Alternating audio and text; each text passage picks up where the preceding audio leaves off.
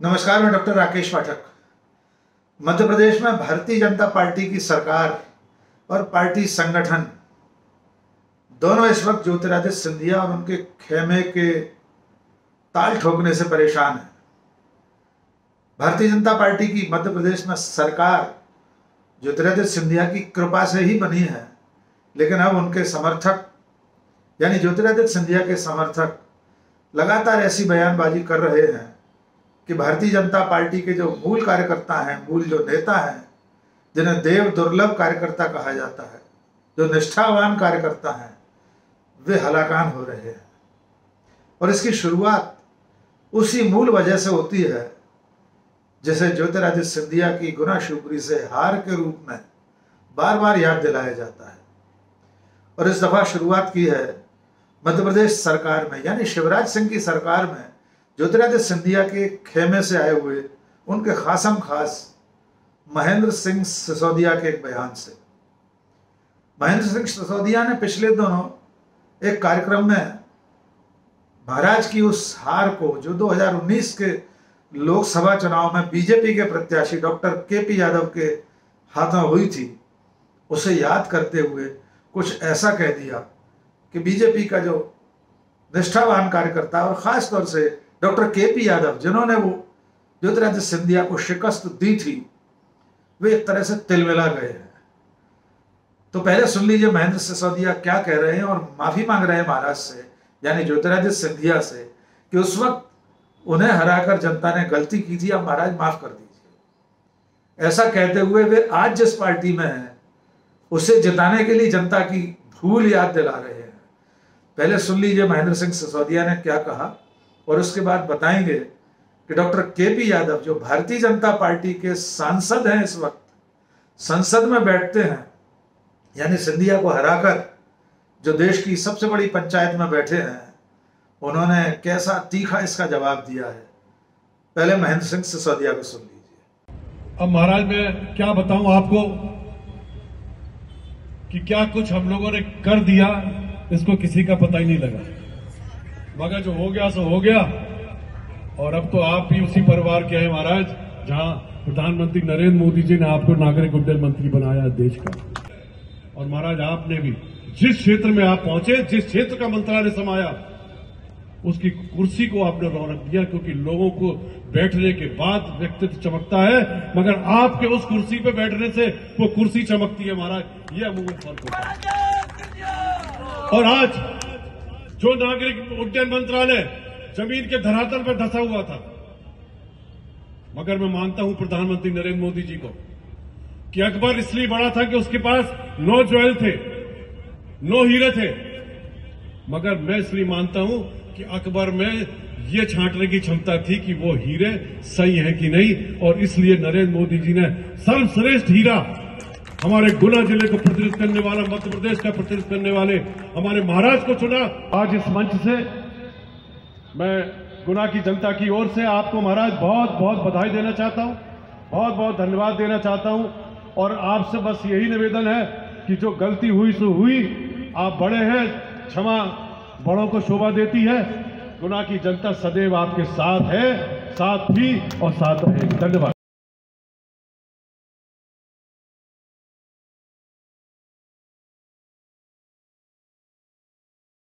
तो महेंद्र सिंह सिसोदिया जब ये कहते हैं कि 2019 में गुना शिवपुरी की जनता से गलती हो गई थी, भूल हो गई थी, यानी बीजेपी को जिताना भूल मान रहे हैं, और महाराज से कह रहे हैं कि आप तो बड़े हैं, क्षमा बड़न को चाहिए जैसी बात कर रहे हैं, तब केपी यादव, जिन्होंने ज्योतिरादित्य सिंधिया को 1.25 लाख वोटों से हराया था 2019 के लोकसभा चुनाव में, उनका तिल मिलाना एकदम वाजिब है। और केपी यादव कोई पहली बार मुखर नहीं हुए हैं। वे कुछ महीने पहले अपने साथ हो रहे व्यवहार, खास तौर से बीजेपी के जो सरकार में बैठे हुए मंत्री हैं, सिंधिया खेमे के मंत्री, और स्थानीय प्रशासन यानी गुना शिवपुरी का प्रशासन, उनकी जो उपेक्षा कर रहा है, उसके बारे में भी जेपी नड्डा को चिट्ठी लिख चुके हैं, राष्ट्रीय अध्यक्ष को। फिलहाल सुन लीजिए, उन्होंने महेंद्र सिंह सिसोदिया को, यानी शिवराज सिंह सरकार में शामिल मंत्री को, अपनी ही सरकार, अपनी ही पार्टी की सरकार के मंत्री को मूर्ख कहा है।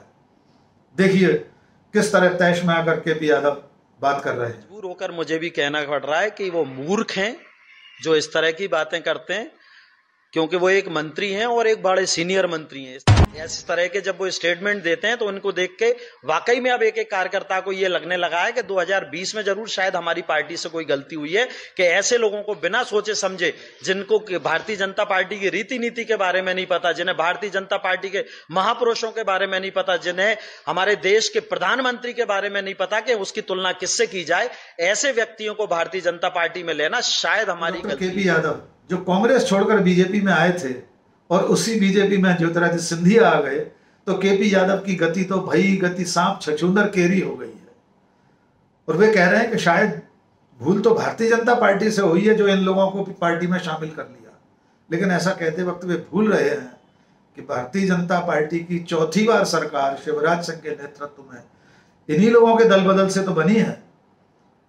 तो इस प्रतिक्रिया के बाद आइए हम थोड़ा सा आपको ये भी याद दिला दें कि 3-4 महीने पहले डॉक्टर केपी यादव ने अपनी पार्टी के राष्ट्रीय अध्यक्ष जेपी नड्डा को खुला पत्र लिखा था, जिसमें उन्होंने लिखा था कि उन्हें न तो स्थानीय कार्यक्रमों में बुलाया जाता है, पार्टी के कार्यक्रमों में उनकी उपेक्षा होती है, शासकीय कार्यक्रमों में उनकी उपेक्षा होती है, कहीं भी शिलान्यास लगता है जब उद्घाटन या भूमि पूजन का तो उसमें उनका नाम नहीं होता।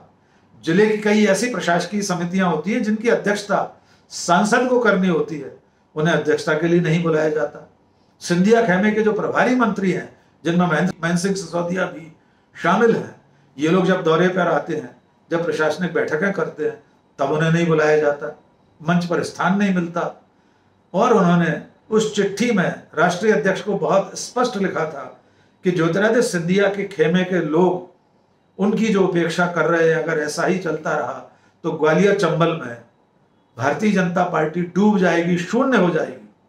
उस चिट्ठी के बाद क्या कार्रवाई हुई कोई नहीं जानता। और ये कोई अकेले महेंद्र सिंह सिसोदिया की बात नहीं है और केपी यादव के आपसी बयानबाजी का मामला नहीं है। ये कहीं ना कहीं सोची समझी रणनीति है, क्योंकि सिंधिया के खेमे के ही एक और नेता जो गिरिराज दंडोतिया एक निगम के अध्यक्ष हैं, उन्होंने भी बयान दे दिया है।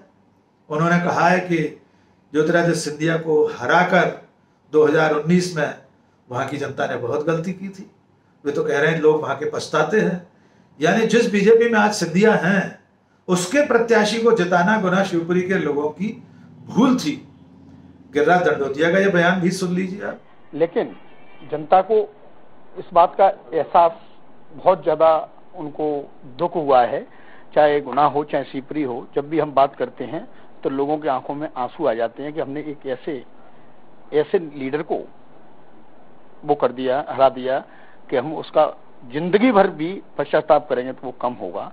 उनके पास संपत्ति है, सब बात है, लेकिन हर जीत का क्या आंकड़ा रहता है, क्या हवा रहती है। तो ये गिरिराज दंडोतिया जो ज्योतिरादित्य सिंधिया की कृपा से ही एक निगम के अध्यक्ष बने हुए हैं, राज्य मंत्री का दर्जा है बाकायदा, वे भी जनता के उस फैसले को भूल बता रहे हैं जिस फैसले में बीजेपी को जिताया गया था। एक और नेता का जिक्र कर लेते हैं, उनका नाम है मुन्ना लाल गोयल। जब ज्योतिरादित्य सिंधिया ने दल बदल किया तो उनके साथ जो विधायक आए थे भारतीय जनता पार्टी में, उनमें मुन्ना लाल गोयल भी ग्वालियर पूर्व के विधायक थे। इस्तीफा देकर वे उपचुनाव लड़े लेकिन हार गए। उपचुनाव में मिली हार के बाद ज्योतिरादित्य सिंधिया के जो भी हारे हुए लोग थे जिन्हें उपकृत करने के लिए निगम मंडलों में समायोजित किया गया, उनमें एक मुन्ना लाल गोयल भी है। वे मध्य प्रदेश बीज निगम के अध्यक्ष हैं, राज्य मंत्री का दर्जा है। वे भी एक तरह से जो शिवराज सिंह की सरकार, अपनी ही सरकार के खिलाफ मोर्चा खोले बैठे। भोपाल में प्रेस कॉन्फ्रेंस की बाकायदा, अपने निगम के यानी बीज निगम के हाल बेहाल पर बाकायदा पत्रकारों को उन्होंने कहानियां सुनाई। कहा कि अधिकारी काम नहीं करते हैं, निगम की जो एमडी है वे दौरे नहीं करती हैं। निगम जो 2015-16 तक अपने अंश पूंजी के आधार पर फायदे का था, वो आज शून्य पर पहुंच गया है। ये मुन्ना लाल गोयल के आरोप आखिर किसके खिलाफ हैं? शिवराज सिंह और उनकी सरकार के खिलाफ, क्योंकि उनकी सरकार का निगम उसी के वो अध्यक्ष हैं।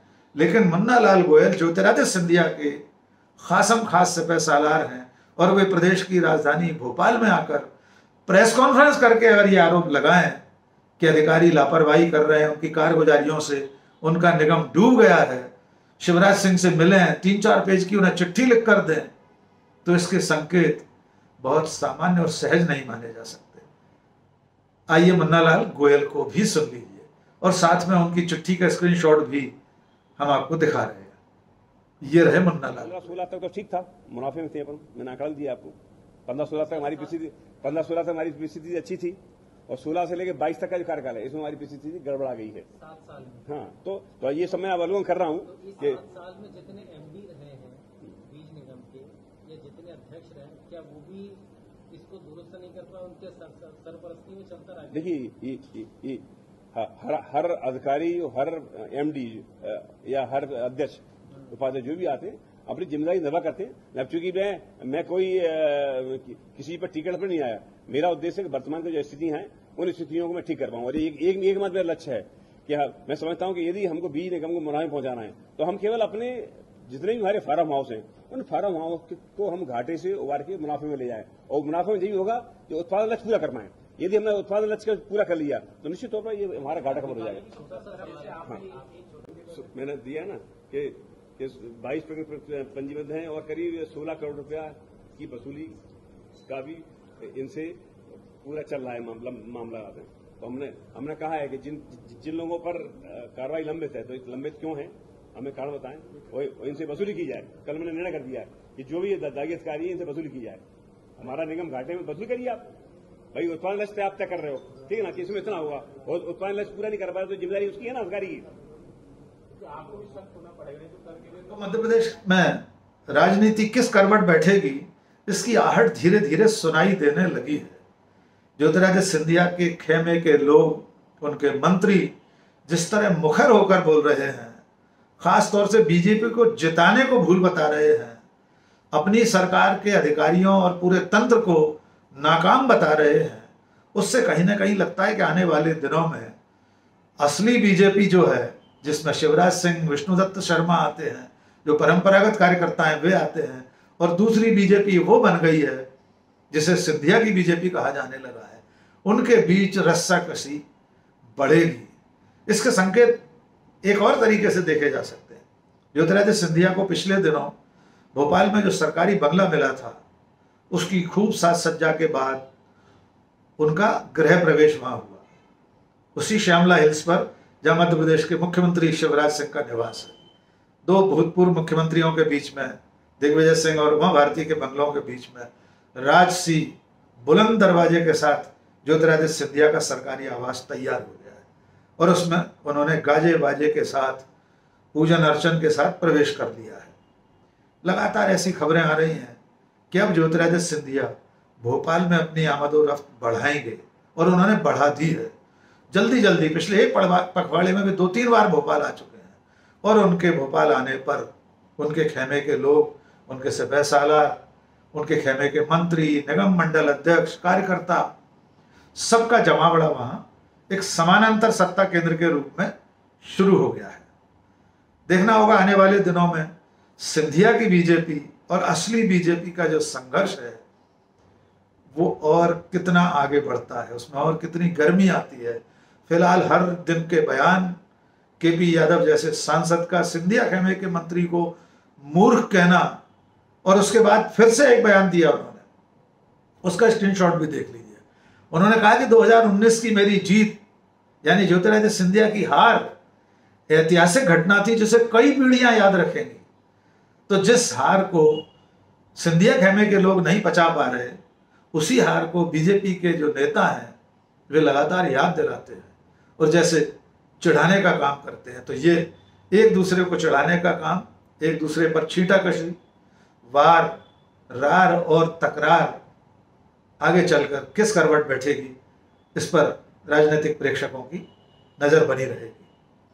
आखिर में एक गुजारिश, अगर आपने अब तक हमारा चैनल सब्सक्राइब नहीं किया है तो आज ही सब्सक्राइब कर लीजिए, अपने दोस्तों के बीच इसे साझा कीजिए। आपको वीडियो कैसा लगा कमेंट करके हमें ज़रूर बताइए। आज बस इतना ही, बहुत बहुत शुक्रिया। जय हिंद।